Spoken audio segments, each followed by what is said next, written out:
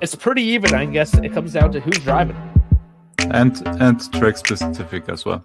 I think those two are the second and third both team. They're on par in my opinion. It's just whatever characteristics the track suits best for them.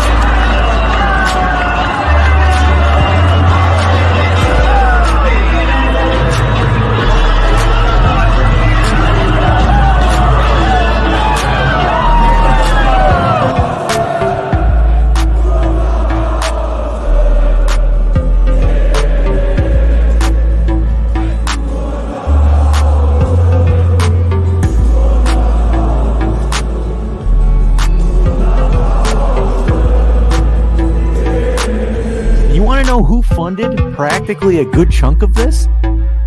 Diaby leaving for $55 million essentially brought you another Premier League club.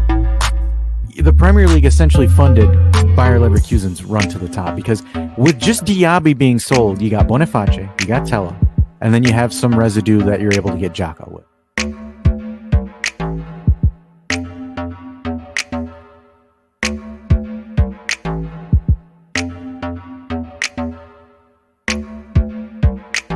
Well, hey everybody, new intro, right? Sounds cool. I mean, to be honest, if I told you some of the behind the scenes stuff, you'll probably laugh. I mean, it took me a couple hours to slap it together, but hello everybody. German Dave here. Canadian Dave is out doing Canadian Dave things, saving the world one helicopter at a time. So he will be back, I believe, June 15th is when Canadian Dave will be back. So you'll just have to deal with German Dave and myself. And, we kick off the off season with a brand new intro so we can have a little bit of fun here. We're going to cover some things today. We're going to cover a little bit of Olympiacos and Fiorentina, just because the game is comical in a sense of finishing, and Fiorentina got shithoused. I'm not going to lie, and it's actually funny. And also the repercussions that could potentially follow in that, because a certain someone might be unemployed, because looks like a certain network might not be getting Serie A in the United States. And then obviously what you see in the thumbnails, bunch of tweets, a bunch of journalistic shenanigans, apparently, allegedly, as we've warned you here on this channel before, the old be careful what you wish for. And if any of these are true, I'm just going to sit here and say again, you wished for it, and here it is. My monologue went a little bit long, but German Dave, how are you? Hey, I'm great. Juve Twitter is completely a whole shit show right now, and I'm having the time of my life with it. It's an absolute mess. The word of the day is going to be aura. We've got some comedic bits that we'll show you a little bit later in this show, but I do want to go in hot and heavy into Fiorentina and Olympiacos, which was obviously the Conference League final. And in other news, the sky is blue, water is wet, and Fiorentina chokes in a final yet again. I believe that Fiorentina might be channeling their inner Juventini, because I have not seen a team fumble back-to-back finals against, especially this opposition that they're up against. I'm a little bit perplexed here on how they do it, but let's get into this quite quickly. We were watching the game here, hence why we delayed the start of the stream a little bit, so we pushed it back 15 minutes to go into it. But Olympiacos Fiorentina in Athens, 1-0 Olympiacos with a cheese of a cheese goal by El Kabi was it his shoulder, German Dave, or was it his forehead? It looked weird, but hey, it went in. That counts. That's what it is. It doesn't matter if she's a juggernaut as long as it goes in. All right, looking at the stats here, 46 to 54% possession. I think Fiorentina had obviously a good grip of possession, but absolutely knew fuck all to do with it. I think one of the things that we've talked about Fiorentina is they've got no striker. So they have to cross and throw a plethora of crosses into the box to hope that something just magically sticks. In this case, it didn't, because I think if there was a statistic that if we were to break down Fiorentina's shots and talk about, and we take total shots and break it down by amount of shanked shots, 17 of those shots, I would say about 15 of them, Fiorentina could not hit cleanly, where they had the opportunities, but absolutely just shanked the ball. And then pulling in some more statistics here, pretty even on the shots on target, pretty even on the big chances missed. Olympiacos with the least amount, but very pragmatic. Again, it's a final. Finals are always pragmatic, always abysmal to watch. I think there's been a rare instance where we've sat there and watched a final and said, holy shit, this team is incredible. Unless it is at the detriment of Juventus, because out of almost all the European finals, besides Atalanta and Leverkusen, we've been on the receiving end of those ugly finals. But other than that, typical pragmatic final, the one that slips first loses. And that's kind of honestly the story of this game. A couple of things, and one of the comments also mentioned it here as well, is that the only thing outside of Fiorentina's fullbacks is dog shit, and I agree with them, because everything else outside of their fullbacks is trash. Kind of revealing the lineup real briefly. The one thing that surprised me the most, and this one did not, I couldn't believe Artur started in a final. Did they just take him out of the basement? Is that what happened? Maybe they thought, maybe we want to pay the 20 million to Juventus. Maybe we can. We should, because I believe it was Di Marzio that also quoted it, and kind of in the segue with Artur here is Artur mentioned on an interview that I'm excited to work with Thiago Motta, and for me, I'm excited until I know that you're sold. That's when I'm going to be excited. Really lackluster final, pretty below average. Really didn't contribute much. I mean, granted, I still can't believe Belotti started that game. Belotti was abysmal as well. They don't have anybody else. What do you expect? I know they don't. Should we send them Moise Kean on loan or something like that? Well, Moise Kean's on his way out, so I don't even think that he's going to be on loan. I think he's just going to be sold. But I kind of want to illustrate, and I want to give praise to Italiano, despite the result, right? The fact that you took this team of Belotti, Kuname, Gonzalez, Artur, Mondogra, outside of, again, Briaghi and Dodo, where I thought they did well. I think their back line was okay up until the end there.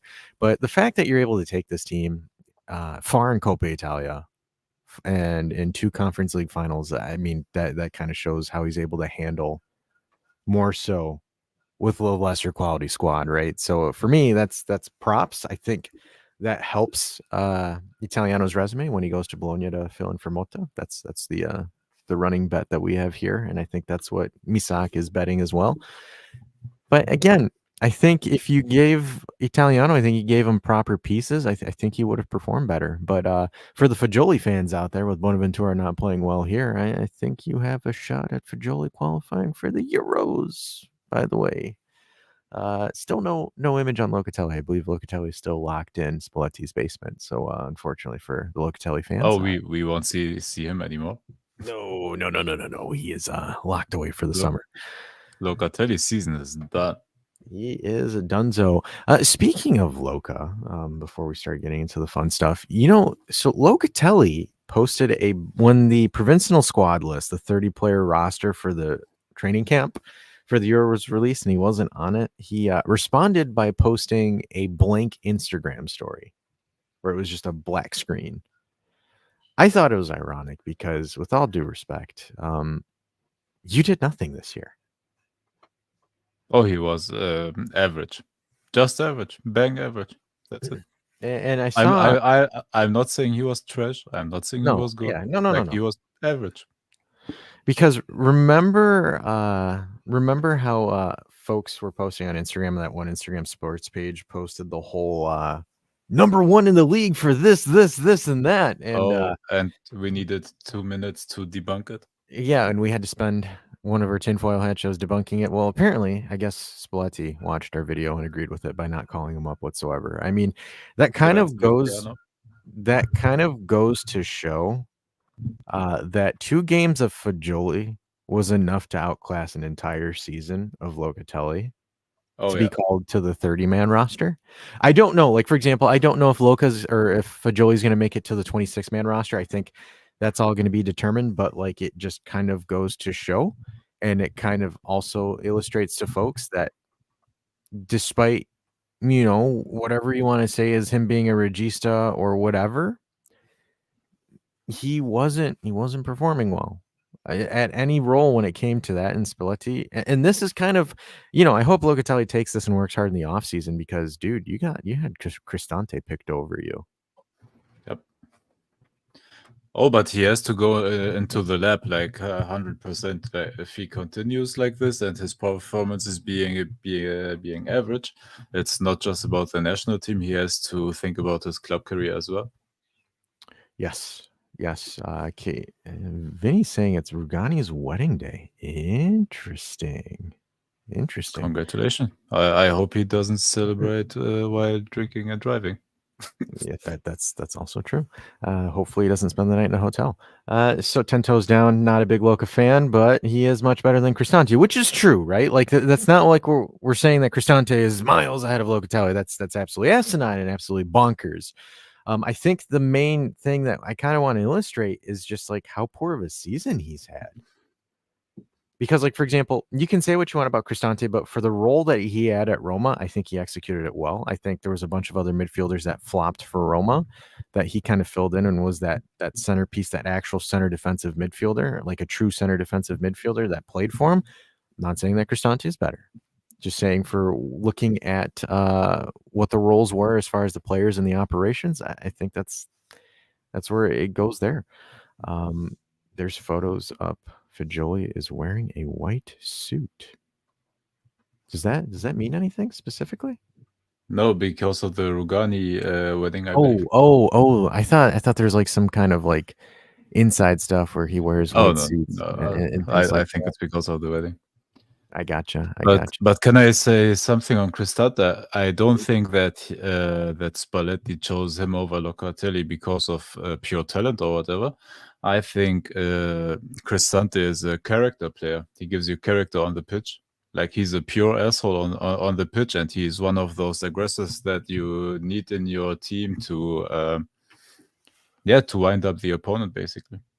Let's see if I'm gonna pull it up here. More so, I want to see if I can get the graphic on the call up so we can kind of discuss it briefly because I Yep.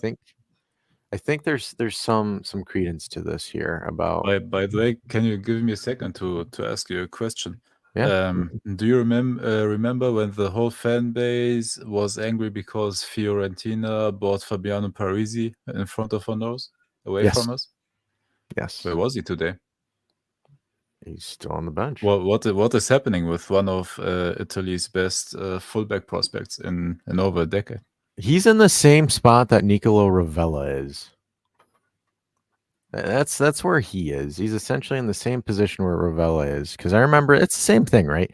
And it kind of goes to show that we need to stop falling in love in youngsters. 100%. Just because they get called up doesn't mean that they're going to break through.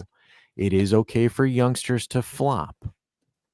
Because it was one of those things where it's like you can't have X, Y, and Z all work out at the same time. Because I looked into Parisi's stats, and out of all the defenders, I think if you look them up on FOTMOB, Parisi actually has the most amount of errors committed. I will actually pull those numbers up and look for it, but there is an actual statistic. Yes, he prefers Biragi's leadership, as 10 Toes Down says, but the fact that he wasn't really able to be fully integrated into the squad speaks something there because there was a concern with more so his ability to not make errors, and that big error against us where he conceded that slip, and one of the concerns they had with that was with it. So just give me a moment, viewers. I'll pull it up for you guys here real quick. But again, you can only play so many youngsters on a roster until it gets to the detriment of your squad, because that much raw ability is really concerning because you can't develop it all. So I have the stat. So unfortunately I misspoke. So penalties conceded. So Parisi actually leads Serie A with the most penalties conceded with 3. So again, I don't think that it shows errors on here. I don't think they count errors.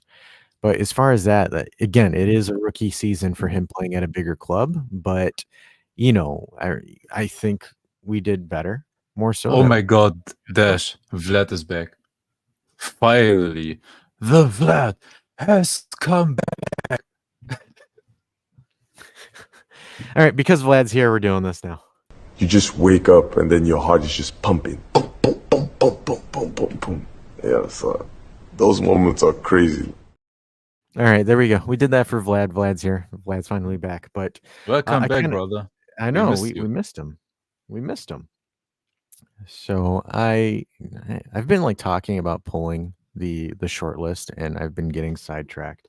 Okay, that's good then, because Italy needs to bring in at least one physical midfielder who I thought would have been Locatelli, even if they're a sub. Cristante is then good. He's a good role player for what they need. And what I'm seeing in the preliminary, someone was showing a 3-4-3 for Spalletti's team, which is going to be a little bit concerning, to say more or less, but I'm not too sure. We'll see once we get closer. But looking at the short list for goalkeepers, Donnarumma, Meret, Provedel, and Vicario. So from what I've seen, Donnarumma and Vicario are locks to stay on the roster. Meret and Provedel are on the bubble, with Meret leading right now the competition for it. Moving on to the defenders, I think all of the defenders are locked in. There is no cuts coming on the defenders, just because they're going to alternate between a 3 at the back and a 4 at the back. So I believe all of them are staying. There is no cuts coming in from the defenders. From the midfielders, I believe that there is going to be 2 cut and 1 stays. So Fagioli, Floronuccio, and Ricci are the 3 midfielders that are on the bubble. So Fagioli is leading the bubble for Italy there. So Fagioli might actually stay on the roster. By the way, I didn't know that we own Samuel Ricci from Torino. I didn't know either, surprisingly. So but I buy him always on FIFA for Juventus, so that's no true. worries. No worries. That's fair. All right, moving on to the forwards. So you have Chico Sticks and Chiesa over here, El Shaarawy, Orsolini, Raspadori, Retegui, Scamacca, and Zaccagni.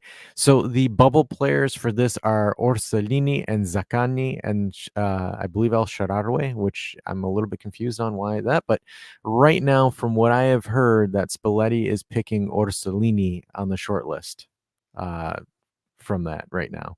So that is the potential opportunity there for that. So there's your quick roster. I'm going to look up Ricci because that's actually quite interesting. I didn't realize that Ricci is a Juventino. No, he's not. He plays for Torino. It's just they listed the first Turin team. Yeah, which is weird. No, it's just error on the website. Oh, goal 19 can't do their job properly. No, they didn't do their job. They just looked for the first Turin team, and they thought, "Hey, man, biggest team in Italy. Let's put in there.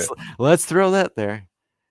I'm gonna see if he has any. Let's look at and see what they say on Transfer Market for him. Yeah, he's not. That's I'm telling you, it was just an error. I told you. That's hilarious. That's absolutely hilarious. Yeah, I told you. He has nothing to do with Juventus. He's just No, Dave. I played Lukaku. We already played Lukaku. How many Lukakus do you need in your life? There's not enough Kakus you can get. All right, Ricci under Juve, LOL. Whoops. Jokes aside, Italiano's Fiorentina post Vlahovic is just a miss after miss when it comes to strikers. No pun intended. Ironically, it is all intended. El Shaarawy, oh my God, yes, he is still here. That's the same thing I thought about Jovic. Stefan Jovetic. Is it Jovetic or Jovic? I think it's Jovic. No, Luka Jovic, I believe. Luka Jovic that started at Eintracht Frankfurt, that then went to Real Madrid, killed his whole career because he had no work ethic, and then was sent around the block because nobody wanted him. That Luka Jovic. Excuse me, where's Rovella on the list? He is in the unemployment line. That is where Rovella is. Where's our Pellegrini on that list that we sent to Lazio? He still plays. He still plays. All right. He's sitting the L Medical. Oh my goodness. So the other thing I kind of wanted to mention is we did cover the Monaco Grand Prix. So if you have not seen that video and you are an F1 fan, do take a look at that as well. We did cover it. Also, it was an interesting race. By interesting, I mean we knew who won it in qualifying, and that's about it. But the World Championship is close. But yeah, at least it's close. There is an individual who will continue to give gifts of gaffes on social media.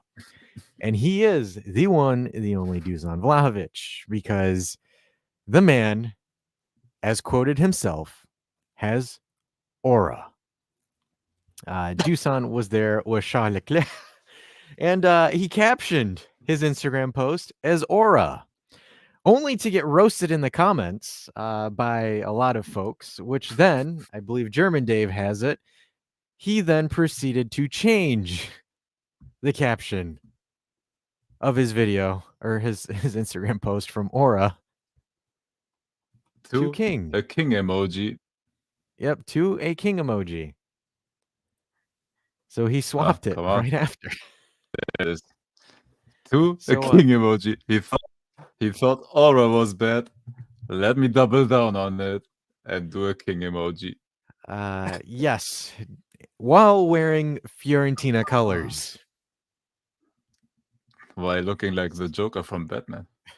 So you can take the Dusan out of Fiorentina, but you cannot take the Fiorentina out of the Dusan. So Dusan continues. Look, we love him. We gotta razz him. Hey, there you see my food spot list. Let me just make this baby ready already for the main event. All right. So we'll get into the Chiesa rumors and what's going on with Chiesa, but some other things as well. Breaking news, obviously, if you do not know, Vincent Kompany is going to Bayern Munich as the coach of Bayern Munich, which I am completely surprised. And I guess everybody is trying to copy Arsenal by getting a former midfielder to coach their team. As the problem is that 18 other coaching candidates said no to Bayern, and he was the 19th guy on the list. And he said, "Oh my God, I can go from Burnley to Bayern." Yep. And to make things even better, and this is courtesy of our good friend Sal. Sal has sent to us this gem of a clip for who is on the short list for Man United's next coach. The Italian Ten Hag. Just in, Roberto De Zerbi is the surprise candidate. My guy De Zerbi. So there is a link that Ten Hag is leaving and they're replacing him with De Zerbi. And the first comment that is on there is CP10 saying, "Use me as a Ten Hag is better" button. Even I would hit that button. So Ten Hag in. We don't want this guy. Man United and Chelsea are really competing for mid-table.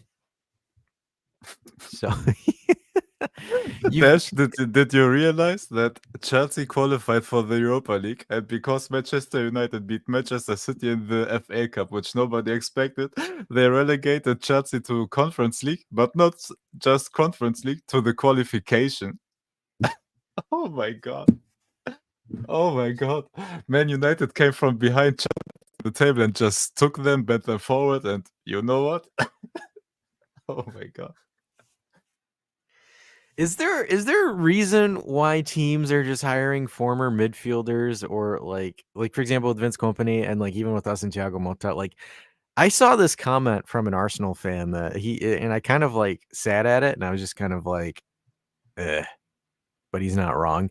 He's like, after we at Arsenal have picked up Mikel Arteta and done what we've done in the past couple of years, you can see that a bunch of other clubs are doing the same exact thing by getting a former midfielder, by appointing him as manager of our roster, and then they lead this rebuild. And I'm sitting there, I'm like, dude, I can't even argue it because he's technically right, but I hate to argue with it, which is just But absolutely weird. let me tell you why he is damn wrong and why it doesn't matter that in this case Arteta is a midfielder, because his vision that he plays with has nothing to do with he was a good midfielder back then for Arsenal and blah blah blah. He just straight up copies Pep Guardiola, plays with 4 center backs. That's why he doesn't concede goals. He has a midfield of Thomas Partey, Jorginho, Declan Rice. I don't know. I always forget Declan Rice. He has a midfield of Martin Odegaard, Kai Havertz, and those guys. And he just doesn't concede goals. And that's why he's winning games. It has nothing to do with that he's a midfielder. I know, but it's the narrative, and I think it's kind of Pirlo was the first I mean, midfield magician coach. well, and then so is Allegri.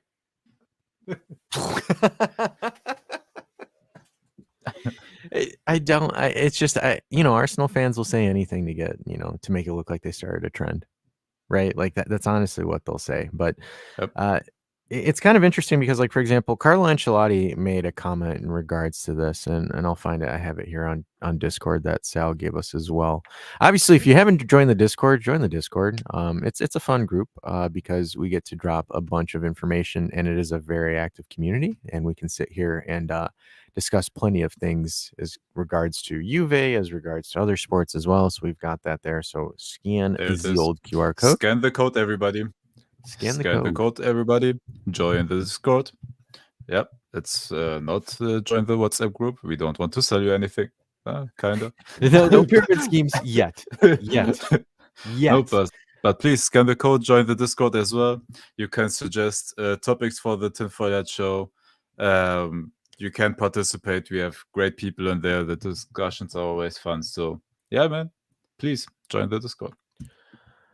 Also, just shameless plug, we did upgrade merch, so we do have a new hat with the D&D logo. So again, get your hats, guys, if you want a baseball cap. Lots of colorways, everybody. Lots of colors, but here's our new hat that we have just released. I think it was like a couple of days ago. So we put the logo on the hat. Nice little baseball cap. I believe it's $15 US. And those photo shoots are absolutely real. We have done them ourselves. So yeah, the store is growing, guys. If you have any recommendations for merch, drop them in Discord, but you can purchase some items there. If you want to be a little bit of a redneck, you can get yourself a trucker cap, D&D trucker cap as well. Again, all paid models, not fake. If you want to be real America, I know Dave had fun with this one. Red, white, and blue hat. If you want to channel your inner America with your trucker hat there. I would have said France, but yeah, the US colors make way more sense. You're right. Oh, absolutely. And then you have the coffee mug if you're a coffee mug person. And then this was a little bit of a thing that we did when Allegri got sacked by absolutely throwing and losing his shit. We still stand by him, our guy, our Lord and Savior. But again, check the merch out. Pretty cool stuff. Moving on back over here out of this segue. So talking about coaching styles, and the reason why we're kind of building up to the main topic at hand, which we'll use the last half of the show. I want to talk about coaching styles, right? So Ancelotti talks about this when it comes to playing against De Zerbi. So he says, trying to have one identity for your team is a limit. It hinders your team's ability to think on the fly and adjust. So quotes here. We played a game in the Champions League against Shakhtar, a very good team. De Zerbi was their coach. He was doing what he was doing with fullbacks in different positions. Really, really good. And then he responds with, but however, I said to my players, they want you to press. Don't press. If you press, they will pass the ball around you. Do not press, and they will give the ball back to you. We didn't press. So in translation, I switched to a low block, and we won 5-0. 100%. That's how everybody's doing it against him, except for one team, Liverpool, but they can't play without pressing. And that is just Jurgen Klopp's philosophy, and he still scored 1-3-1, I believe, against De Zerbi.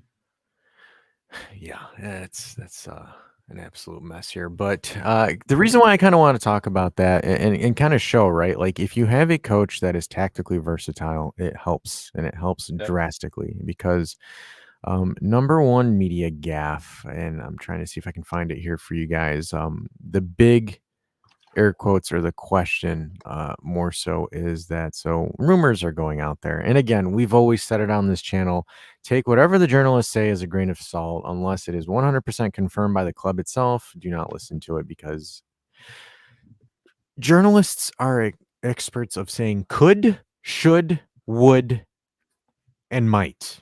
According to the journalists, we are still getting Sergei Milinkovic-Savic, I heard. Yes, that is very true. The reason why I say that is because one of the main things that they're saying is Thiago Motta wants to bring a tiki-taka style to Juventus. And reading that, and you compare to how Bologna has played under Motta, it is far from it. Bologna does not play tiki-taka. Bologna plays a very pragmatic counter-press attacking style of pragmatism, in a sense, right? So that was the first thing. And I saw on Twitter that opened up a hellacious amount of debate, right? Which people are like, oh my gosh, no, don't do it. That does, that defeats the identity of Juve, or no, we need to do this and we need to play It hipster defeats ball. the and blah, blah, identity blah. because we can't pass. So That's a problem. my first question in regards to playing tiki-taka, with what players are you going to be able to play that kind of style of ball? With And- McKennie, with Rabiot, with Locatelli, those guys, with Vlahovic, with Chiesa, and I don't even know who will be on the right side for now. So going back to the tiki-taka, right? The Spanish golden generation, that tiki-taka has not been replicated ever. Ever. And it will never. It will never never be be resurrected. replicated. Nope. The reason why it won't be replicated is because of that crop of Spanish players. All of them have played together since they were toddlers, in a sense. Those guys have had decades of playing together. Xavi and Iniesta have played together for a while. Same thing for Puyol and Piqué and all of those gaggle of miscreants, because I hated them because they were so damn good. Same thing with Fabregas that was on there as well. Pedro, David Villa, Fernando Torres. They all went and branched their own ways, but in the roots are similar. That's why Pep, when he went from Bayern Munich to Manchester City, he said, I've been trying to make something that is practically irreparable. So he's made something similar, but more so dependent on statistical adjustments, and you play here and you go here. That's how Man City is. Man City is not tiki-taka like how he was at Barcelona. Oh no. No. They're far from that. No, they're more of a high pressing pragmatic offense. Yep. From the way that they play. They're just a machine. First of all, they are sitting like very deep when the opponent has the ball. Like I said, with 4 center backs, sometimes even with 5 center backs. One of them, for example, John Stones playing in midfield, or sometimes with just 4, while one is in midfield and Kyle Walker on the right, for example. Joško Gvardiol is their left back. Like, it's crazy what they are doing. And then their midfield, of course, because they are damn talented and can press, they put the pressure on the opponent the whole time, but it's far from tiki-taka. Absolutely. I love this comment. 10 toes down. Just wait until 2038 when the U.S. starts taking football seriously. I kind of want to touch on that 100%. briefly. The United States, whether people want to believe it or not, have the best crop of athletes. The best crop of athletes. It's just a majority of them go play in the NFL, and then whatever doesn't make it to the NFL goes to the NBA, and then what doesn't go from there goes into the NHL. Damn, you completely disrespected the NBA. No, I said NBA was second. I think NBA was second. And then what? Come on, there's no way that NBA athletes are better than NFL athletes. Hey, don't you disrespect Nikola Jokic, the full-blood American? You mean his daddy, which is Luka Doncic right now? That's absolutely cooking. But Serbian and Slovenian dominating American basketball. The Balkans are dominating the United States, and I am Greek all and here the for Eastern it. Conference, man, you're getting dominated by Europeans. You are getting beat by Europeans. Michael Jordan is probably thinking about lacing up and going after him. But and it's at kind of the 2024 Olympics. yeah, and it's like, for example, it's like Frankie says, the United States has it's a melting pot. It's a melting pot of cultures. You have a bunch Yeah. of different cultures that come together. The only issue is, and this has been my issue with Gaucho or football with a U instead of the two O's that they do here. Footy here is pay to play in the United States, and that has been to the detriment of the sport. It is extremely difficult to play the sport here in the United States. For my European folks, why you ask? Because fields are not maintained. The grass is terrible. There's no nets. There's no easy access to fields. If you Yep. want to play on a turf field, you have to pay an expensive amount of money to rent it for just a frickin' hour. Those are just reasons why. And then if you want to put your children in clubs or in academies, you're paying close towards to $10,000 a year for your kid to be in a decent academy, only for them to go to college. And then going the college route is different from going the pro route. The system in the United States is an absolute joke. It's a mess. From the development to they do well at getting kids physically ready. They are terrible at teaching them football IQ. Because, like, for example, me, when I play pickup, the amount of lack of footy IQ is astounding. Absolutely astounding. Because it's like, have you ever heard of hold up play? Do you know how to check two? Do you know how to facilitate? Because, like, for example, when I play as a 9, the amount of times I get a ball and I'm holding up play just for my wingers to stay far back and watch me. Guys, I'm trying to play you the ball. Go into space. I'm not going to turn and shoot. So it's just the lack there. But if you were able to reform the entire United States system of how they play the game, I think they could probably be up there. Maybe not the best, but up there. It's a possibility. I think this is why the women's football over there is so good, because the men migrate towards football and basketball, like you said, and the so-called like lesser physical or less meatheady sport, let's say it that way, is football, or like you call it soccer over there, which is wrong. Fucking Yanks. The ladies migrate towards football because that is a tactical and a finesse sport, and that's what they are moving towards, instead of playing like yes, basketball is getting like thankfully hot again, the ones in basketball, but they're not playing American football, for example. And that's why all the great female athletes like play either basketball if they're tall enough, or they migrate towards football. Which is why they have a historically like great women's national team. Well, yeah, and you also have to take into account too, and this isn't me discounting their achievements, social justice warriors, but Europe is behind when it comes to the women's game. Europe is very behind. Europe is now starting to do well, and you can see that like the United States doesn't have their dynasty, but for the longest time, footy for women paid the most in the United States, so they chose that over basketball. That's why now with Caitlin Clark, I think the WNBA is starting to get a little bit of pop, but when it was, the Alex Morgans, the Hope Solos, where like every guy had a poster of them because they romantically crushed on them. Oh, because the men were cringe over there because of them.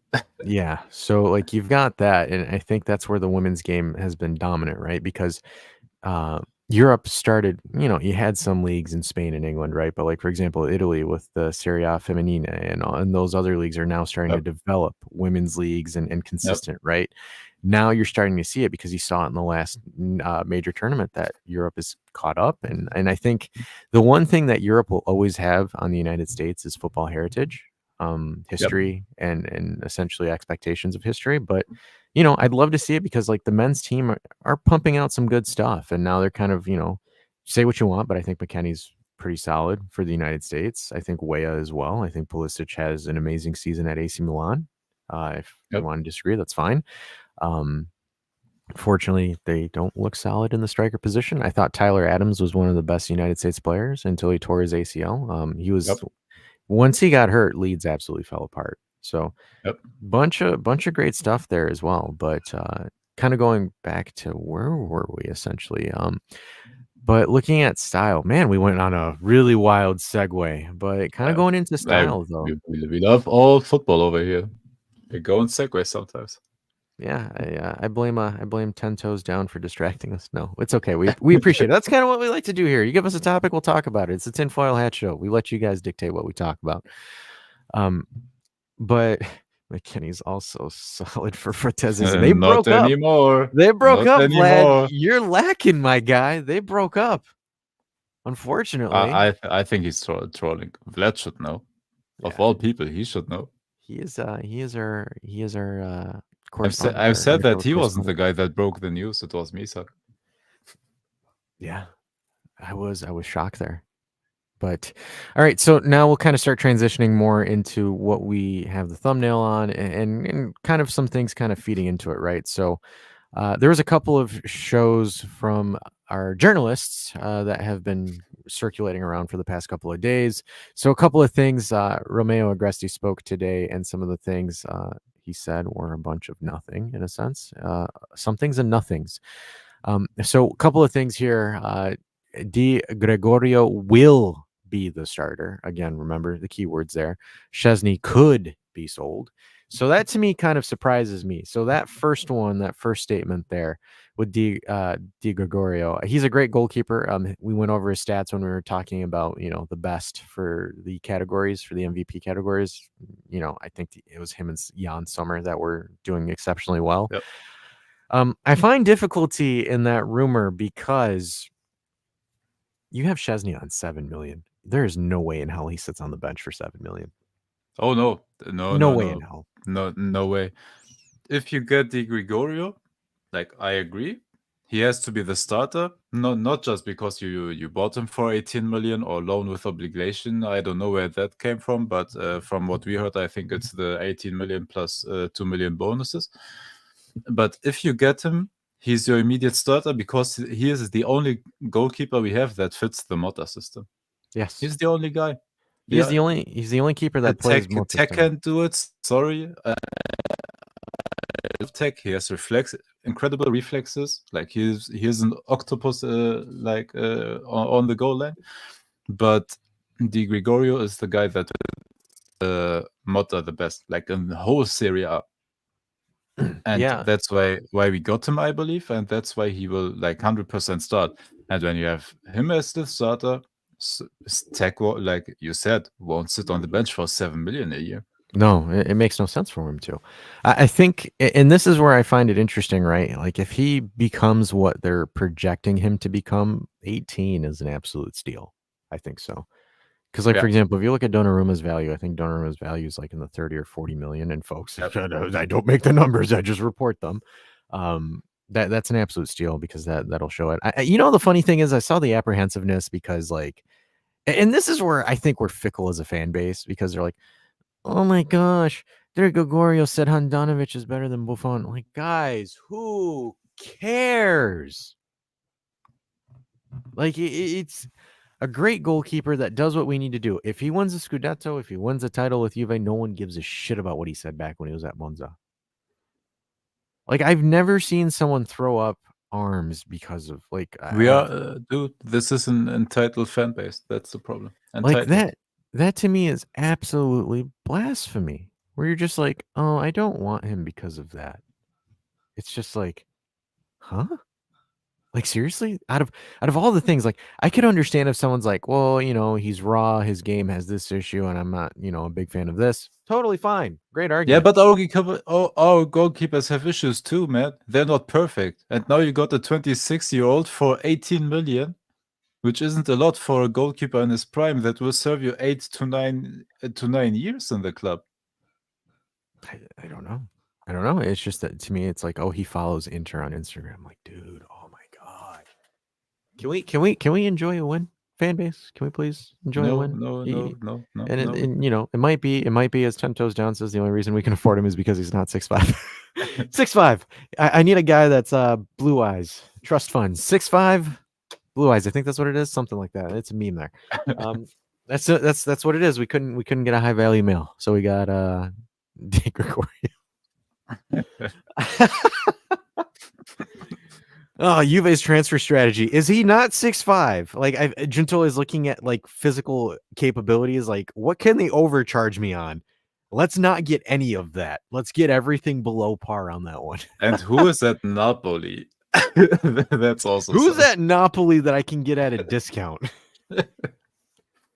It's like, could you imagine part of the deal that we give him Mana is that they give us Di Lorenzo on a discount, which we'll talk about. Oh my god. That'd be hilarious. Next thing, Calafiori remains the priority. Players could be used in the exchange. Oh, shut the hell up. Players are going to be used in the exchange because there is no way in hell, especially after he won MVP defender of the season, absolutely no way in hell you're getting him for 25 million. Absolutely not. And especially after we paid already 18 million. Like we have to get the money from somewhere or insert players to reduce it somehow. Yeah, so either it's going to be Moretti who is going to be sent there or someone else. There is no way in hell that you get Calafiori for 25 million. If you believe that, unfortunately, I will get off that bus with you there. There's no way in hell. So players could be using the exchange. Stop it. There will be player sacrifices. The next thing is waiting news on the Pogba situation. So I guess there's news on that. Can I ask you something on the Pogba situation? Yeah. Everybody said, like everybody that reviews the season and is talking about the midfield says we were lacking two midfielders the whole season with Pogba and Fagioli. I'm sorry, but we only missed Fagioli. Like, who in their right mind expected Pogba to be available? Not because of the doping, but just on his injuries and everything. Honestly, I can't argue that. Honestly, this angers me the whole season. We did two midfielders, we lost one because one was injured. Anyways, the whole time, like, who expected Pogba to be healthy? Like, okay, maybe he gives us a game, but every time he's stepping on the training field, like he's a step away from sitting in the J medical for 2 months. I don't know who in their right mind like counted him as one of our active midfielders. I think it's, what if, right? Like, what if he was healthy? I think if it's not what ifs, like his injury record is terrible. Oh my god. Well, and I said this, I think it was on a stream that Vlad was not here on. So here you go, Vlad. I'm going to admit it to you on camera. I think if Fagioli played 100%, the season would have been 100% different there. I said it. I hope you're happy. Boom, boom, boom, boom. I agree. Those moments are crazy, buddy.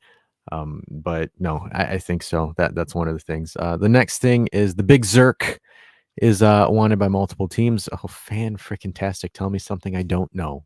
Like, no shit, we know he's wanted by multiple teams. Who's making the moves? One of the best young strikers in Serie A is wanted by multiple teams. Yeah, one of the most complete strikers that has a release clause at around 40 mil that is wanted by everybody because he can facilitate and hold up play. Dude, that apparently, release clause. Apparently, honestly, that release clause worth 40 million is, I had my problems with him because I thought he's not like as grown up or as mature because he had his issues coming late to the training, wanting to force a move out of Bayern because he he barely saw minutes behind Lewandowski and he thought of himself on par or just below Lewandowski, which he wasn't. And I thought, man, he's somewhat of a crazy guy, But honestly, his consistency he showed, like game in, game out, he turned me around, and I think actually the 40 million release clause is a bargain for him, because if they hadn't that, he would be gone for 60 to 70. Well, and then here's the other thing: I believe Bayern Munich gets a 50% sell on. They get 50% of that as well. Yep, dude, Bayern, yep. All that to just, I don't understand. Like, is it that they did it to fuck Bayern? Because, like, for example, 40 million, they only get 20 million. Like, I feel like the agent did that out of pettiness. No, not only that. The thing is, Bayern saw him as a throwaway player. They already have written him off. Like they loaned him, I believe, once to Austria. I forgot the team. He didn't go there, and then they loaned him again to was it PSV or Feyenoord? One of those two, I believe. And he also didn't perform good there, and they sent him back to Bayern, and they thought they have a player with zero value. Like, he doesn't want to stay in Bayern, and he didn't perform either. So they sent him on loan with obligation, I believe, to Bologna, if I'm correct. Yeah, and And hit it. the Bologna then like basically triggered the obligation, if I'm correct, and that's why they got him for that deal, basically. Because 10 Toes is asking, isn't 40 for Bayern? I think 20. I mean, obviously, we never know what the actual truth behind these contracts are unless they're publicly released. Because, and this is where I hate journalism, right? Because allegedly Bayern could buy him back for 20. Oh, by the way, just kidding, it's 40. Oh, by the way, just kidding, the release clause is 30. Oh, by the way, just kidding, it's 60. Right? So, there was everything. Everything was in the talks there.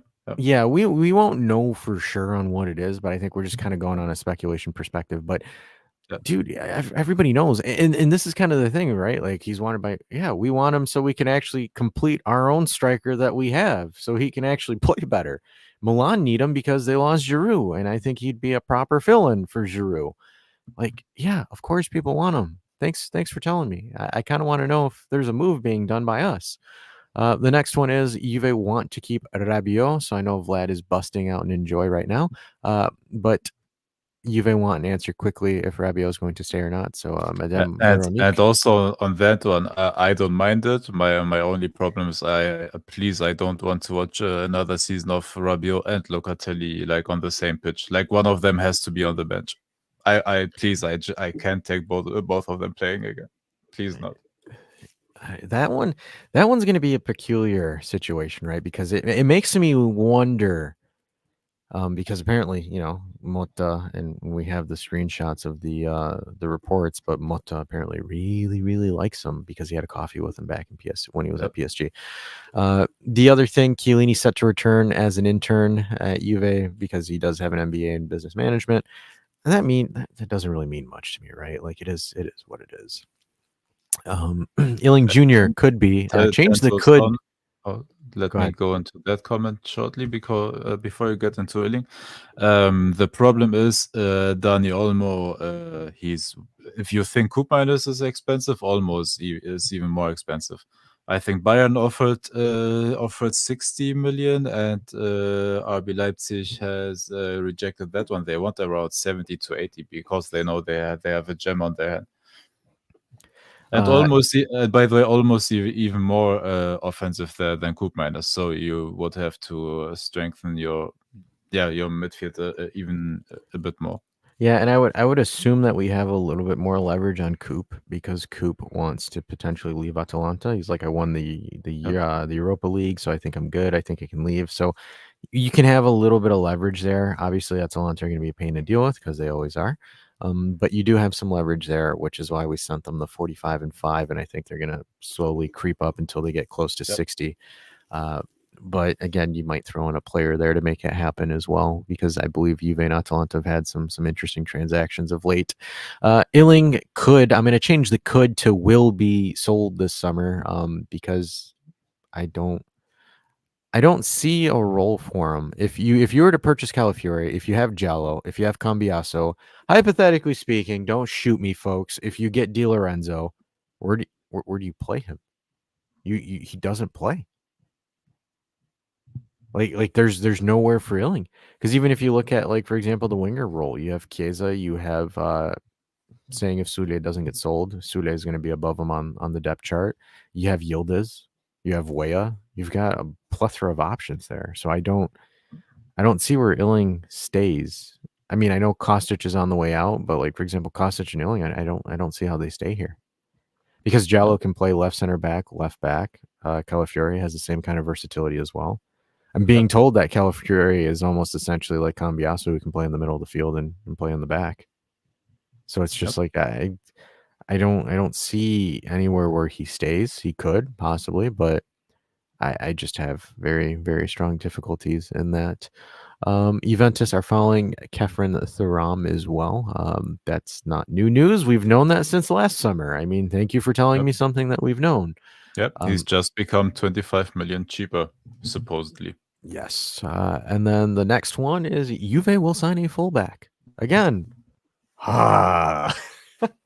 DeScilio is on his way out. Alexandro has left. Sandro was technically registered as a left back / center back hybrid.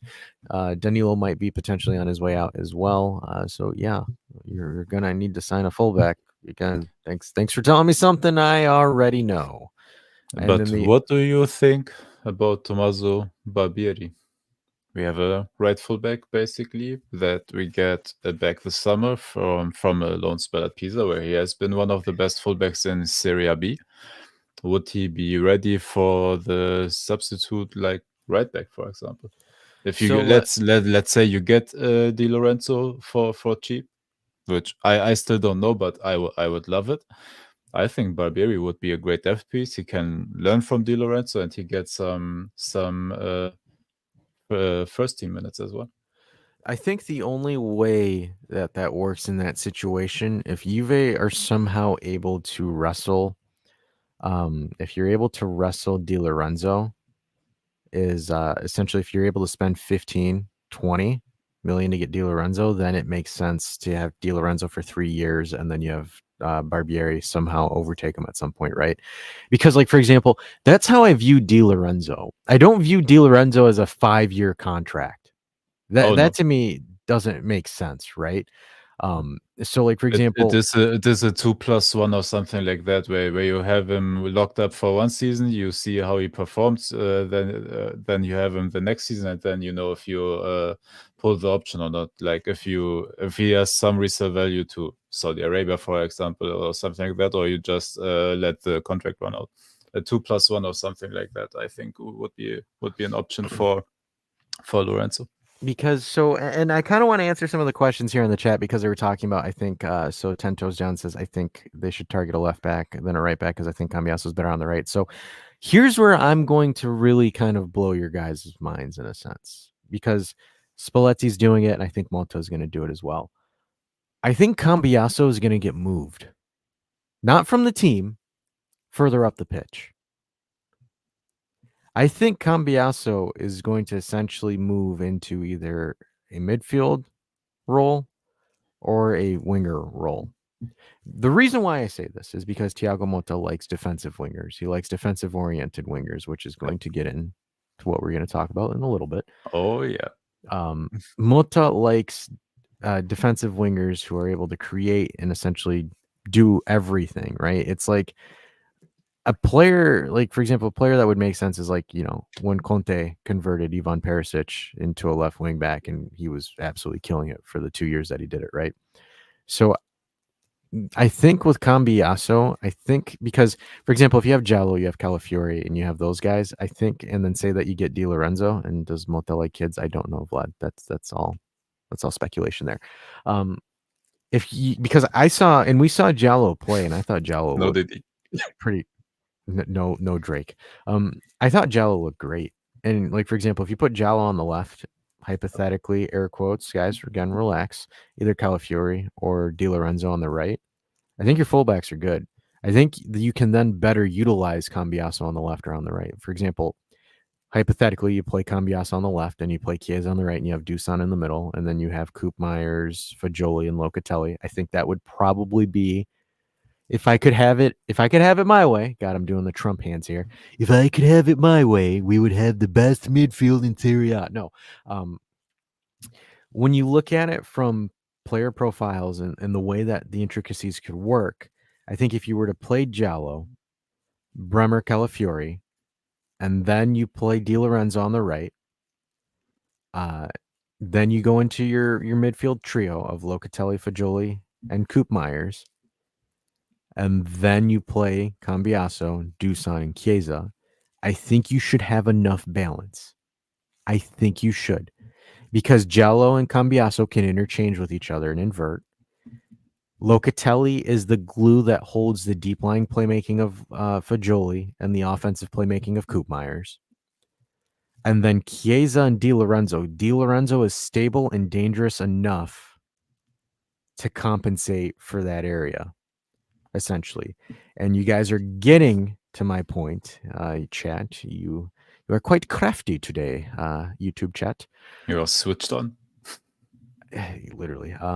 So Dash, that would mean that Danilo is gone.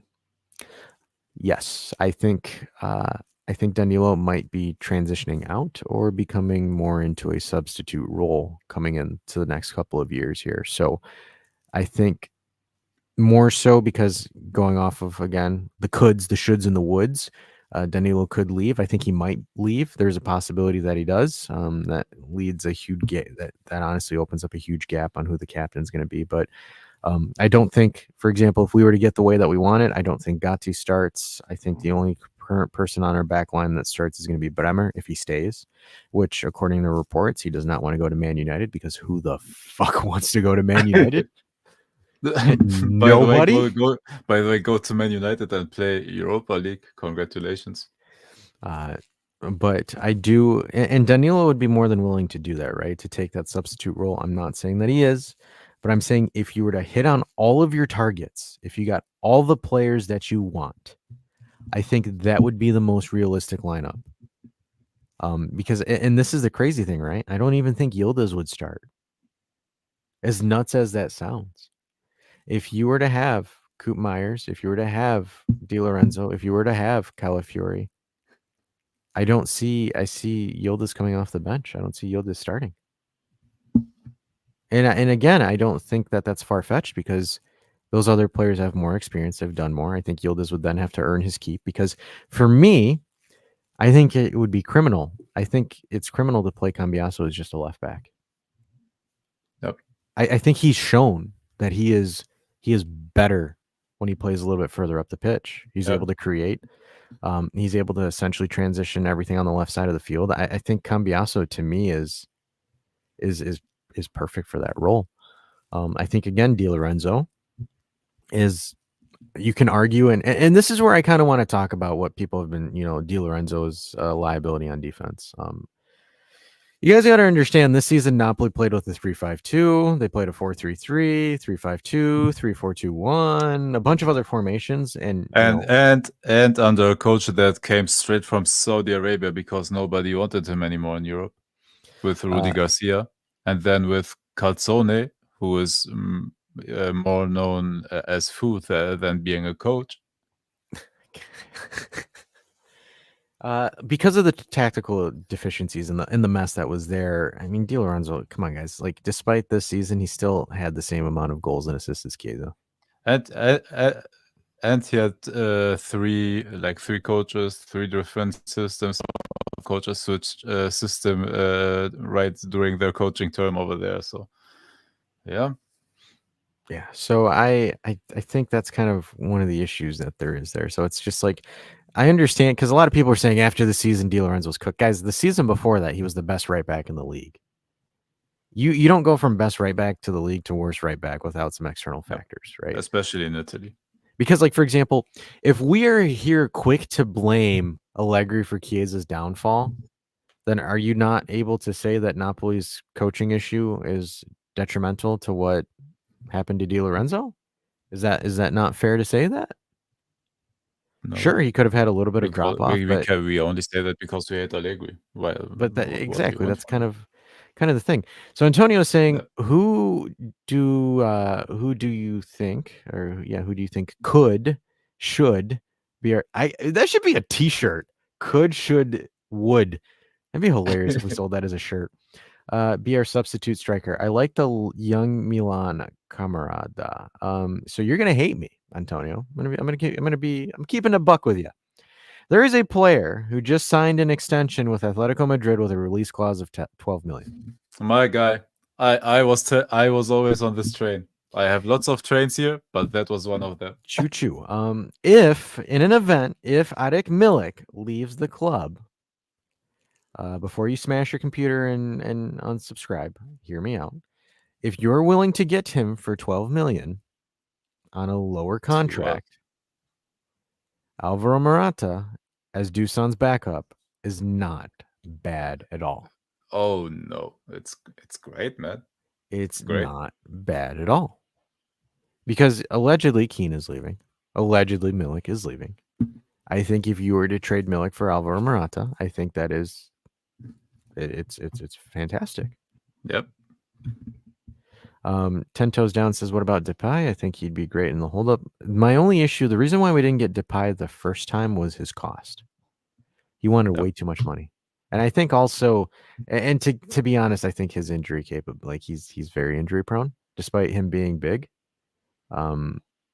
Again, I'm not too sold on him because he'll probably want more money. Tonio says, I had a feeling you'd say his name. Yeah, he's okay. Like I said, if Dusan, go ahead. No, sorry. Hey, you were getting louder there, man. Go off. No, I'm sorry. It's my Albanian blood. I like to yell. Albanians like, hey, they yell in hoping that you understand them better instead of talking more clearly. Like I said, if you're able to substitute Milik for Morata, and I think Morata's versatility is better than Milik's. I think Morata does a lot more, and he's able to contribute a lot more than Milik could. You saw it this season with Griezmann and Morata. I thought they were a fantastic tandem. They did well for Atletico. They're the only team to beat Real Madrid this season. I don't see the issue with it. And again, if folks want, a player that's a Juventino, you got Alvaro Morata. He's got 3 kids. Yeah, he does. 100%. And his wife is from Torino. So I think they would be overjoyed to come back. Morata, for me, as a striker, Morata is fantastic if you have someone else that is bearing the load. So, like, for example, Morata's best season with us was when Ronaldo was here. Ronaldo's first season. Or not, Morata's first season was when Ronaldo was here. Morata hit 20-plus goals and assists for that season. Contributed a shit ton. Did better than Dybala, did better than Chiesa. Contribution-wise. That's because he was the second option. I think if he is the second option for Juve, I think he does well again. Because, like, for example, same thing like his first stint. When Carlos Tevez was the main guy, Alvaro Morata was the cleanup guy, and I think we've all got fond, happy memories of that first stint of Alvaro Morata, i.e. goal against Real Madrid in the Champions League, and apparently someone is going to the hospital because there is an ambulance driving by. But again, I think that's what you're looking for. That's what you would want. I think that helps you. I know. Get well. Hope you feel better. No, I'm just kidding. That's dark. So I don't see that as an issue. I think that's good. I think, like I said, that's the one thing. The next thing I would think about is, do we transition Yildiz into the strike role, or do we keep him as a winger? That is going to be one of the main questions, because I'm very curious to see what Motta does with Yildiz. That is going to be a huge question mark that I have for next season. Antonio says, do you think we would see Bresciani from Frosinone? Yeah. I don't know. We haven't been linked to too many strikers, to be honest with you. I only heard the news of Alvaro, and then Big Z is consistently there. So I don't know. That's the one thing that I have questions on what's going to happen and how that's going to work. Who knows? But I think I'm going to save this for the next topic for the Colin show with Antonio Conte going to Napoli and like the agreements that they signed, which was absolutely ridiculous, allegedly for Antonio Conte to go to Napoli. Did you how every time Fabrizio reported something about Conte and Napoli, he said, hey, the lawyers are looking over the contract here, and they're lawyers, not agents. Like, he actually said lawyers. And that's why they have those crazy clauses in the contract, which is crazy to me. So let me share expected. it. So I'll share it. It's an article. Hold on, give me 1 second. Fuck it, I'll cover it because it's funny. It is so crazy that you guys have to see this. So Conte's clause and transfer budget at Napoli. So according to Il Mattino, Antonio Conte has demanded a clause that allows him to leave Napoli at the end of every season, while De Laurentiis will make $230 million available for the summer transfer window.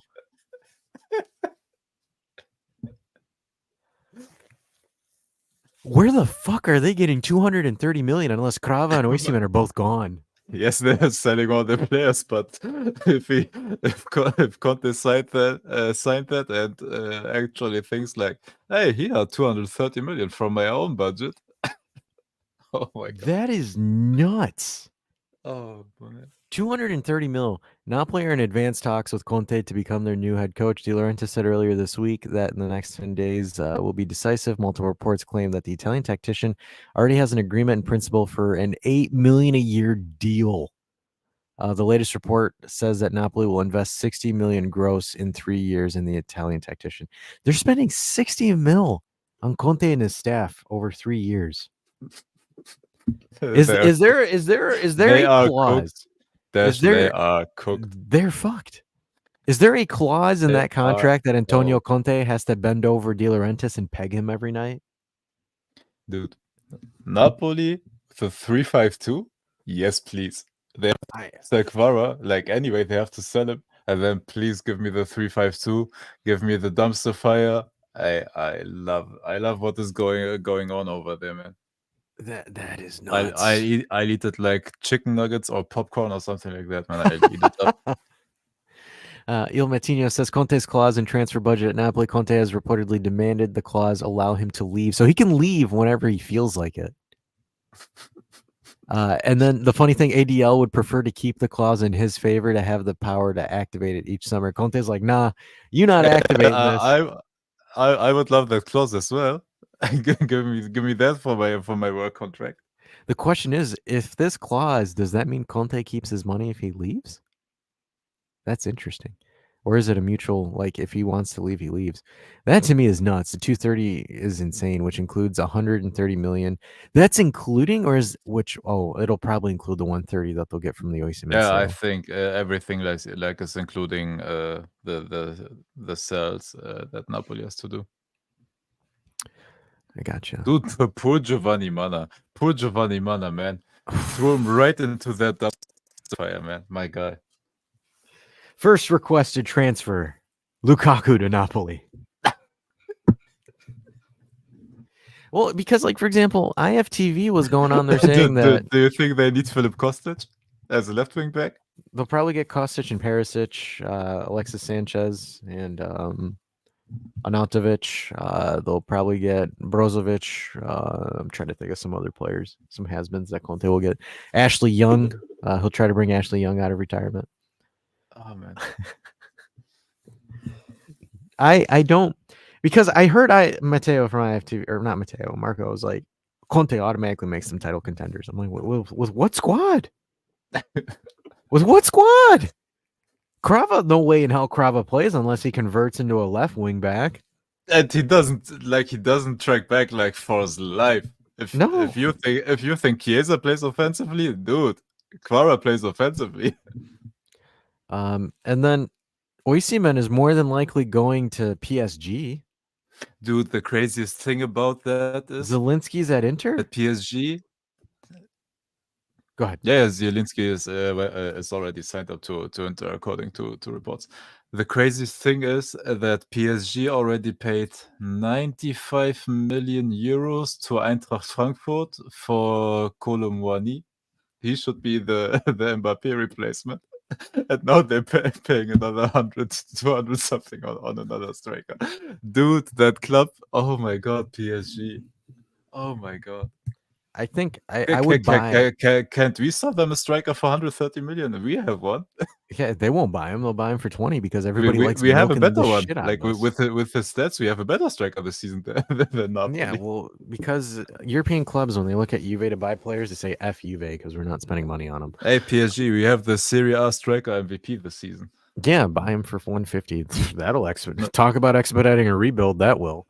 Nasser El Khelaifi, when you see this stream, and I'm sure you will, please do Dusan Vlahovic, best striker in Serie A, trophy handed by Cristiano Giuntoli himself. So yeah, I take offers. 150, absolutely 150. Oh, I do even 140. No worries. 140 for your friendship price. With the power of friendship, we do the deal. Oh my God, Napoli is going to be a shit show, and I am all here for it. I'm all for it. I will believe, I will confidently say that they make top 4. I do not think that they challenge for the title. I have a very big doubt. For the title, certainly, but I don't even think it's that sure that they will position themselves in the Champions League. Dude, they need to restructure their whole squad. Oh, absolutely. They need to restructure the whole team. They need a new midfield. They need new defenders. Kvara, sorry, but won't play left wing back. Di Lorenzo wants out. Like Osimhen looks like he's getting sold. Dude, they don't have a team left. No. They have Jesper Lindström, by the way, one of my favorite young midfielders, and they completely wasted his damn talent. Also from Eintracht Frankfurt. But do you realize how many times I said Eintracht Frankfurt and talents? It's crazy, dude. How they are getting those talents and selling them for a bunch of money, man.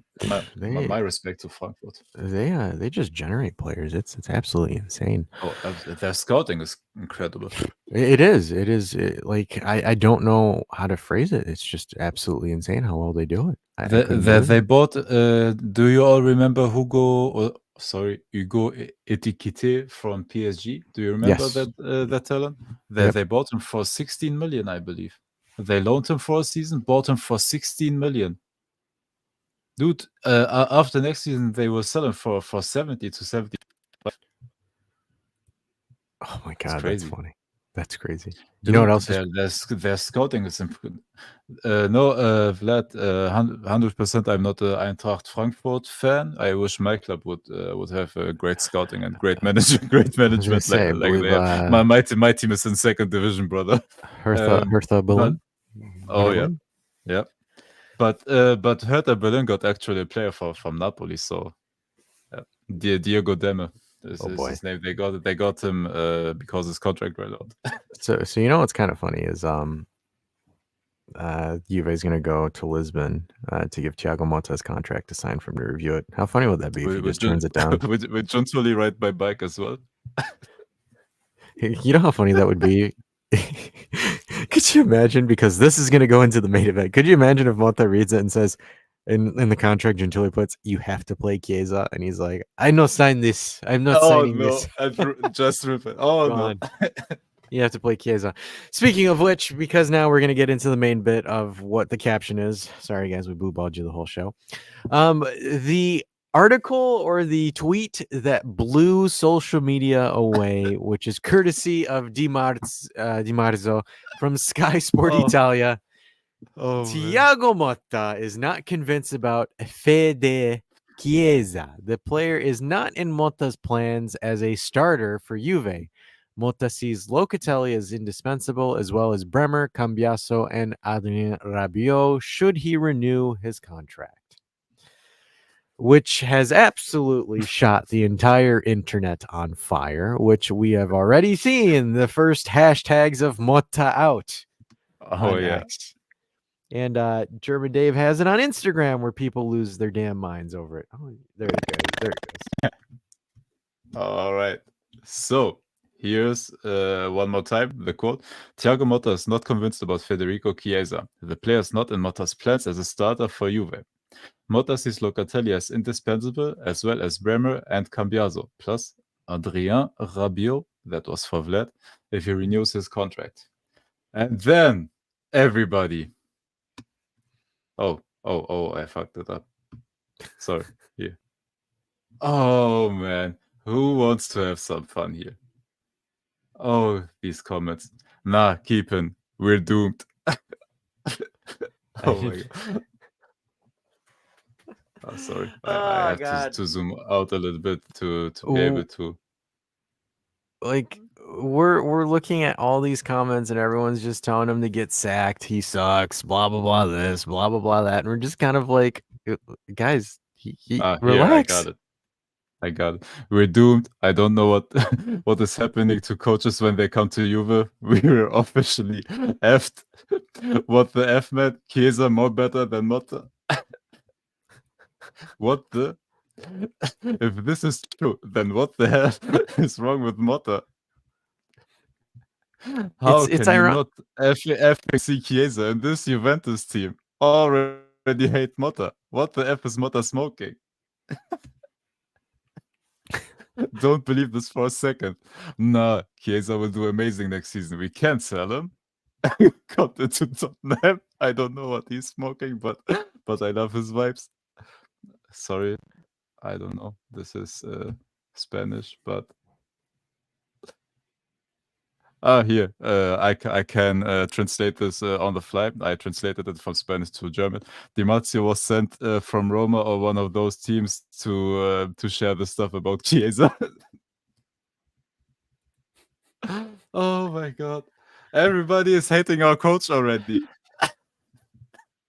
And it only took one tweet. Ah, One one tweet, and we don't even know tweet. if he said it. That's what makes Oh it my even god. funnier. We don't even know if he said We it. don't even know, but everybody hates him already. Oh my god. But Dash, do you remember we prepared something? There was a player that was connected to Juventus as a replacement for Chiesa. Do you remember who it was? I think you might want to educate the folks on who it is. A guy that everybody in the comments hated when this report came out and shat on him. But I show you, oh yes, better stats than Federico Chiesa. Riccardo Orsolini, that everybody hates, that nobody says, who's, by the way, a right winger that can invert because he has a left foot, so he would ironically fit perfectly. He scored 10 goals and 2 assists, everybody. Do you remember what Chiesa had? The same, if not less. No. 9 goals, 3 9 assists. and 2. 9 and 2. According to FOTMOB, 9 and 2 in Serie A. So this man, who everybody hates, in less minutes than Chiesa, scored one more goal, and had 2 in less assists. matches. Less matches, by the way. And less matches. And he has a market value of 17 million. And our whole community, again in the comments, I don't have those receipts right now in front of me, unfortunately. But this man had a statistically better season than Chiesa and goals scored. Here, sorry, let's go up to this beautiful And it's kind of what Dahl says. It's Dude, ironic because Orsolini was ours. Dash, look. Attempted shots, goals scored. Oh my god. Offensively incredible. Even defensively, for like he's doing like something defensively. He creates some chances. Oh my god. Even area duels. And honestly, why not? I don't give a flying F like what the community is crying about, because we know they don't understand football anyways. So a winger that can invert, that does everything that Motta wants, and had a statistically better season than Federico Chiesa. And it kind of just touches on it. We've told you guys back then when everybody was on the Allegri out train, Allegri this, Allegri that. Guys, be careful what you wish for. Seriously. Because there's some reason behind it why that statement was made, but Romeo essentially addresses it by saying Motta doesn't want Chiesa.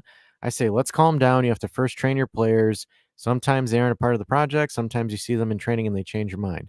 Let me throw this. So the only way that this works, the only way that something like that works is if the player concedes to something.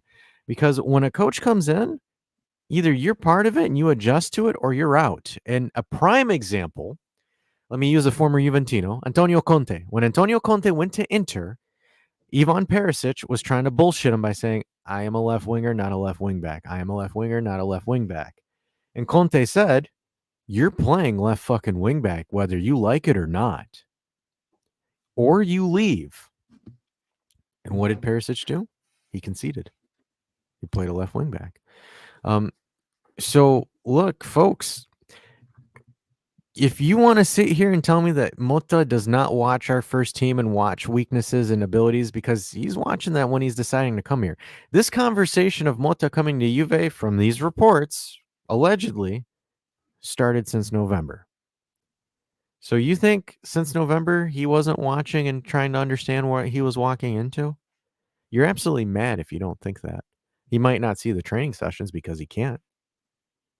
But I think he understands because, let's be honest, Chiesa is a prima donna. If you say he is Oh, yeah. not, then you are not watching the same thing that we are all watching. Or you're Chiesa, just, sorry to say it, but brainwashed. Chiesa does not contribute defensively whatsoever. If you want to come at me and throw me the stupid Ukraine-Italy game, that was almost 6-7 months ago. Let it go. Let it go. That was one game. You want to use a sample size for one game? That is not a great conversation starter. I'm going to tell you that. So again, you haven't seen him in your training session? Fair. But the fact that you think that Motta wasn't scouting out the players? And Because by the way, just let me say something on that point with the training session. Nobody said that. Do you know who said that? Romeo Agresti. Do you know what the problem with that logic is? There are the Euros right now. Do you know when they will end? Like, let's say Italy goes to the final. Like, just Mid-July. supposedly in this thought experiment. 14th of July is the final. Do you know what they do afterwards? Take 2 weeks of vacation, because they played all the way from last July with training camp and everything to this July. Do you know what they will do? They will take a vacation. When does he come back then? At the end of July or early August. So where's the time to see him in training before you make the decision? There's no time. You have to make the decision right now if you want him or not. You have to go by the tape and by the stats. So that is the point. You won't see him in training until you have to make the decision before. After that, there's no time to see him play and no time to see him practice. And then there's no time to make a deal or something, because the Mercato closes at the end of August. That leaves you with only a month to find the deal if you don't make the decision before. Yep, and I said it back then. That's my point. Yeah, and I said it back then, right? I said when the new coach comes in, one of 3 players are going to get sold: Chiesa, Bremer, or Dusan. And it looks like that Motta is viewing Bremer as a very important piece to the roster. And I agree with that. 100%. If I have to choose to keep, like, if you put a gun to my head and say you have to keep one of these 3, 100% Bremer, without the shadow of a doubt. And you and I spent 35 minutes on a video showing that Bremer is actually pretty decent with the ball. Yep. The way that he essentially was more of a regista than Locatelli was. Yep. So, and he's actually, by the numbers, the eye test might not say it because he doesn't look like a gazelle, because he's just a damn brick wall, but he's really, really, really good at the ball. And I think he would fit the system not pretty good. He would fit the system great. And if I have to sell one of, like by order, first Chiesa, then Dusan, and then, if you force me to Bremer, but 100% Bremer is the guy I would keep out of all of those. Vlad's comment about, I think Bremer's the most likely to be sacrificed. The problem is, guys, is if Bremer gets sold, clubs know that they make money off of that deal. So then they're going to jack their prices up. So if Gintoli has any brain cells in his head, outside of handing MVP awards to players, you make your purchases before you sell Bremer. You need to make purchases before you sell that. And kind of touching back on, like, for example, Bremer's contributions is, if Dave and myself are able to see exploits of that, and we're also able to see holes in Chiesa's game, what do you think a UEFA certified manager can do? I'm pretty sure he sees better than we do, and more than what we can. Oh, absolutely. And by the way, they have access to stats you can't even imagine, to stats we don't even see here. And what we see here is already incredible, because Bremer is number 3 overall in Serie A in touches, no matter which player. Overall, the player with the 3rd most touches in the whole league. So that kind of begs the question, right? Where it's like, and him saying, and that's why I don't think that's a good comment by Romeo. It's like, yeah, you didn't train him, but you think he hasn't been watching him? You think he hasn't been studying the players and figuring out how I'm going to do this or how I'm going to adjust that? Again, obviously, like I say, take whatever these journalists say with a grain of salt. I haven't changed my tone on that. I'm not saying that we need to believe DiMarzio. I'm not saying that we need to believe Romeo. I was the same before. I'm going to be the same now on that. I don't find anything. I think this is all bullshit clickbait. But I do understand it because I saw the heat maps of Motta wingers, and I looked at Chiesa's heat map, and I have an image of that I'll share with you in a moment. But kind of going on to it, Motta isn't sold on Chiesa. Costa Curta says the explanation: Motta asks his wingers to track back and do important defensive work. So this, we have an analysis by Bacconi on said hot zones for these guys. And German Dave, you'll love it. It's a heat map. Yep. So the analysis here, the conclusion is the next coach of Juventus requires tactical discipline and movements that are now the player has not shown that he can do. So this is Chiesa with Juve. So the red is his hot spot, like very hot. So you have red, yellow, and then your warm spot. Again, that's the one thing we complained about. He's supposed to be in the center of the box. And this is blue to light green. So that means he's barely there. So he's rarely in that position to cover that spot. And then when we look at Odegaard and Ndoye, if you look at, like, for example, other wingers that have played under Motta, look at their hot zone. Look at the amount of space that they're asked to cover and move. Because the reason why they're hot here is because they're facilitating play with the middle five players. So when you look at the positioning on that, they're expecting that to happen. That's what he wants to happen, and Chiesa hasn't proved it. German Dave has got a ton of heat maps that show Chiesa absolutely hugging this line. Dude, I was so angry. I even drawn my own heat maps. They're in Discord if you want to join. with Allegri giving him the amount of freedom that he had, that's what he shows you. And Motta's like, oh, I don't know about that. I don't know how that's gonna work on me. Because, like, for example, they read reports and stuff. So, like, for example, if Chiesa was whining about his tactical ability, like his tactical lineup at Juve, where Motta, I think, in my opinion, is a lot more stricter than Allegri is as far as organization and formation. You think he's not paying attention to Chiesa whining on the news about playing this or being this or doing that? And Motta is a no bullshit coach as well. He is. He doesn't take bullshit. So Mirko Di Natale saying Motta will potentially play Chiesa in his natural role, which is a winger. Okay, fantastic. I mean, again, what else is new? Defender. What's he gonna play? Like, well, what is that report? So again, Giovanni Guardala is saying again for Sky Sport, Juve is thinking about the possibility of extending his contract for the amount of money until 26, so a bridge contract. So that, again, that's saying next season is an evaluation season, or either not you get sold so we can actually get something out of you. Thiago Motta will see if Chiesa is a useful player from a tactical point of view. It remains to be seen if an important offer comes in, which then follows up that statement saying, and this is Tutto Sport, and people were whining about this as well, Chiesa could leave if the right offer comes in. Roma, Milan, Bayern Munich are all interested, but Liverpool are in pole position. I think Liverpool will get him if he goes anywhere because he's going to be essentially a fill-in for Mo Salah. Though I do think Mo Salah is twice the better winger on his on days than Chiesa. He's 10 times better than Chiesa. The dude is in his early 30s and scored 20 plus goals while missing half the season because he went to AFCON.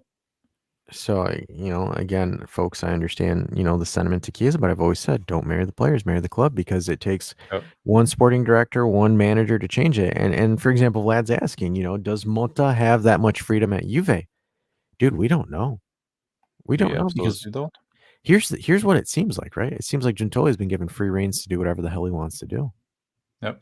So, I don't know. I mean, he gave Motta a pretty lucrative contract for someone with his accomplishments, right? Because I think Italiano's done more than Motta has, whether people want to believe it or not. I think Italiano's done more with less. Motta, again, one good season with Bologna. Italiano, back-to-back Conference League finals with no striker and pretty consistent runs into the Coppa Italia, a final and a semifinal appearance. So, look, I mean, you're giving Motta a pretty, because to attract him to come here, you have to give him certain things. Motta's Yep. not a Juventino. He Motta could has have no stayed. ties He to could have Juve. stayed with Bologna if he wanted, because he plays Champions League with Bologna as well. Yeah, he could have gone to Bayern Munich. No, I'm just kidding. But he could have gone other Sure. places. He chose here because I'm sure that Gentili had to make concessions. Because Yep. with all due respect, guys, Motta isn't waking up in the morning saying, "Man, I can't wait to coach Juve." It's not possible. It's not the truth behind that. But again, if Chiesa does get sold, for all the Allegri out folk that were whining about Chiesa being neutered, I mean, IFTV, we got receipts, man. Y'all made a video saying Allegri ruined Chiesa. Guess Yep. what? Your next video is going to be Motta sold Chiesa if things go the way that they're going. Yep, they already backtracked on Allegri. They shat on him the whole effing season, and now all of a sudden they praise him. Oh, I guess he wasn't the problem after all. Yeah, thank you for admitting that after he was fired. And like I said, like, look, Allegri's not the greatest coach, not the greatest thing since sliced bread, right? Allegri has his faults, but at the same Of time, course, I think we can objectively say that he wasn't given a fair chance. no. I don't think he was. Yep. Because, like, for example, if Gentili is going to open up the spending account to get all of these players, Koopmeyers, Di Lorenzo, Calafiori, De Gregino, as well as maybe Zakir or Xerxes and all them players, and Allegri only got Timmy Weah and Charlie. I don't think that's given a fair shot, especially when you have a transition between two sporting directors. And Yep. with all due respect, Arriva Bene is not a sporting director; he was a No. headhunter. Dude, Cost Arriva Bene was selling cigarettes for the Philip Morris company, Yeah, the so company that owns Marlboro and other cigarette companies. and it kind of goes to show, right? And it's kind of interesting because people can say that he's outdated, but people said Carlo Ancelotti was outdated when he went to Everton, and then now he's at Real Madrid and he's in 2 Champions League finals. Yep. Like you just need to go to a situation that gives you what you need. That's honestly, that is how you become a successful coach. You go to a situation and you get what you need. Because could Pep Guardiola be Pep Guardiola without $1 billion in investment? Probably not. Is Zinedine Zidane the same Zinedine Zidane if he went somewhere outside of that stacked Real Madrid team? Probably not. I think right now, and even like, for example, Carlo Ancelotti. You think Carlo Ancelotti's the Mr. Champions League that everyone touts him out to be if he wasn't through the stacked Milan era of Berlusconi, the Ronaldo era of Real Madrid, and now the Vinny Jr. era at Real Madrid? Probably not. And then possibly the Mbappe era at Madrid. Yeah, well, I mean, he said he's staying until 26, so he's going to be there for another repeat. I guarantee you that. But coaches right now do their thing, but at the same time, it's always been a tandem, guys. If your sporting director doesn't buy into what you're trying to do, you're not going to be successful. So I tell you this when it comes to whole like Allegri, Chiesa, and Motta, and yada yada yada. I hope that Gentili and Motta work together. It'd be nice to see if they do and they work in tandem and get what needs to be brought in. I'm sure there's a couple years down the road, they're going to say that, Allegri and Gentili never liked each other, and that explains a lot of the things that happened that we saw. But look, Chiesa gets sold, guys. Juve's Juve. Yep. Juve was never Chiesa. With all due respect, what did Chiesa bring us? Dusan scored the game winner in that cup final this season. If anything, Dusan brought the title home. Chiesa just passenger seated.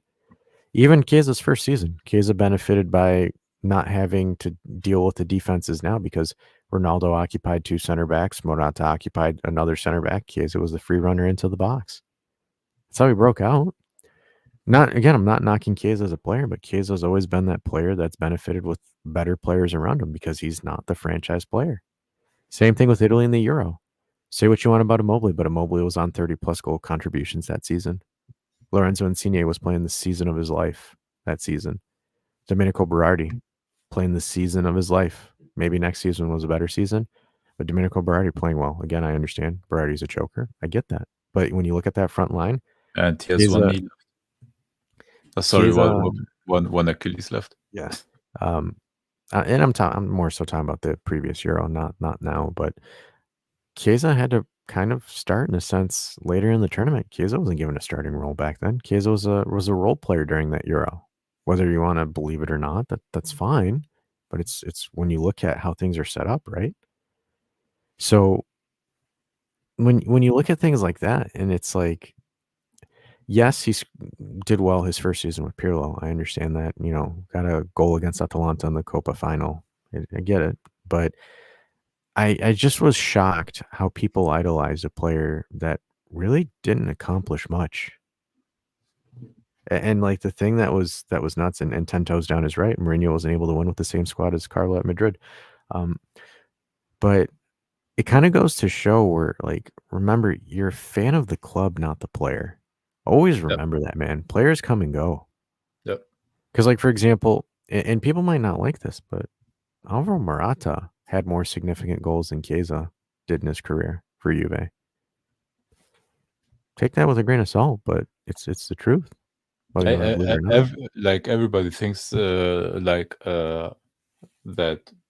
we talk about Orsolini out of fun. Yeah, it's like half fun, but Orsolini had this season with less minutes than Chiesa the scoring output that Chiesa never reached. Oh, sorry, tied it. He tied it. Tied it at Fiorentina. Yeah. But he tied it. Again, and that's a guy that everybody's laughing about, and that only costs or his market value is 17 million, and everybody's putting this guy on a pedestal. Like, I think he's a fine footballer, but don't act like he's the second coming of Jesus Christ, man. You Italians are your Italians are Catholics, man. Be careful not to not to see a different God over here. Matt Till says, hello, guys. Everyone in the chat. You guys are going to trigger a lot of fans with your Chiesa takes. That's what we are here for. That's what we do, man. That's what we do. But I wouldn't worry about it, Matt. The community here that's in the chat and as well as the Discord's a pretty solid community, so I wouldn't worry too much about it. But look, it's kind of one of those things where I think, and you can blame Ronaldo for it, right? So it's like we kind of transitioned from loving the club to loving the players, and maybe that's just because it's a younger fan base. Maybe it's predominant on X because X, a predominant amount of users on X, have the maturity of 5-year-olds, and that's kind of their thought process on there. But look, I mean, if there's certain things that Dave, and I said this earlier, if there's certain things that Dave and myself are seeing in his game, I'm pretty sure Motta is seeing more as well. 100%. Like, for example, is there an issue? Like, for example, does Chiesa contribute on moments? Like, Chiesa can turn the game on a dime. Absolutely. Yes. 100%. His ability to be explosive? Absolutely. But the problem is when I need someone to do something like that is when they are a super sub. When I want that explosiveness, that game-changing explosiveness. What I need from him, and the same thing I need from Dusan, he has been better this year. Last year, he pissed me off. I need somebody that can take the team by the balls and say, no matter how shitty in form we are, I got this. I can take something out of nothing and do this. That is what I'm looking out of both Chiesa and Dusan. Dusan has shown it. He has. Roll the receipts back. I was not his greatest supporter at the beginning of the year, but again, I am transparent. I keep things honest with you guys, and I've always looked at the benefit of the club. When I've sold him or talked about selling him, it's to the benefit of getting funds to reinvest in the club. Not selling him because I hate him. I don't hate him. He's just really corny sometimes for some reason, and I'm all here for it because it's content for us. But again, I've altered my thoughts on that. The one person that I have not altered my thoughts on at all has been Chiesa. And I'm disappointed because he has it, but Chiesa will only get in Chiesa's way. I think the moment that Chiesa checks his ego, realizes that he's not the starlet that he was in 2021, brings himself back down to earth, then he can grow, and I think he can evolve. And also, Chiesa has no leverage because he has a year left on his contract. So he has to either fill in or he goes.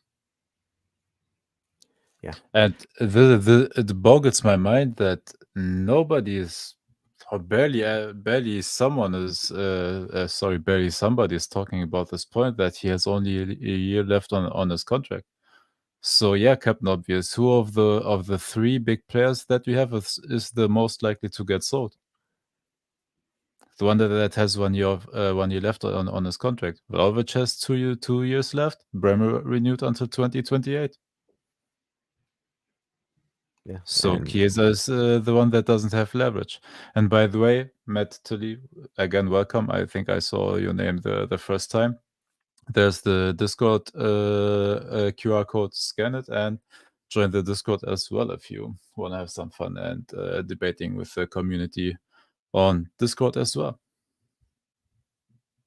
Yeah, absolutely. All right. We've actually gone on longer than what I thought we wanted to go on. We're going to go for an hour, but we hit an hour and 45, and that's mostly because of you guys. Because look, if there's a good conversation and the chat's bringing up great topics and great understandings, we always go over time. We're notorious for doing that. So obviously, again, we do all of this because of you. Just so you guys know, we are switching to off-season mode now since there is no season for Juve, and we are going to be reshuffling some things once the season does come back. Just some quick housekeeping notes. Obviously, like and subscribe if you're new. Subscribe if you're new. Like it. Try to get us in the algorithm so we can get more people. If you want to continue the conversation with German Dave, myself, and Canadian Dave, who is here on his laptop in a hotel room, obviously join the Discord. We all respond to everybody on the Discord. We always talk to everybody there as well. Great community. The QR code is there. You can scan that right there.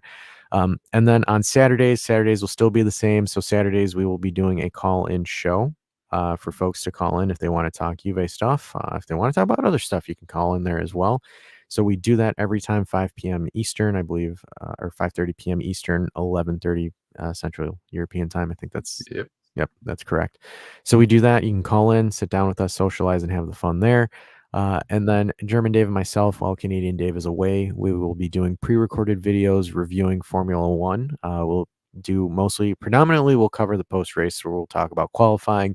We'll talk about the race in general, our thoughts on it, and potentially this being a super competitive season in Formula One with Ferrari somehow growing a pair of balls and challenging this year. How long will they keep it? I don't know. And then KB says, can I take over the channel and broadcast some gaming stuff? You will have to talk to Canadian Dave on that one, KB. I just work here. But on that note, guys, I'm just here so I won't get fined. But on that note, guys, I do appreciate you guys coming in, staying in. We had a lot of people come out, and consistently listen today. So I do have. And also, one last thing, everybody. We are 1,881 people here, subscribers on this channel. Please, we love you all, but can some of you migrate to Instagram as well? We have 16 followers on Instagram, and we want to grow that baby as well. And the IG handle is right underneath my name. It's danddsportshow. We post shorts there, some exclusive content when we go to stadiums, etc. I posted footage from the Olympiastadion Berlin over there. And yeah, please join on Instagram as well, everybody. All right. So to end on a light note, the gift that keeps on giving, Mr. Dusan Vlahovic, and got to give him credit, but obviously, again, thanks, like and subscribe as I throw this. Anyways, guys, thanks for tuning in and subscribe. And Mr. Vlahovic,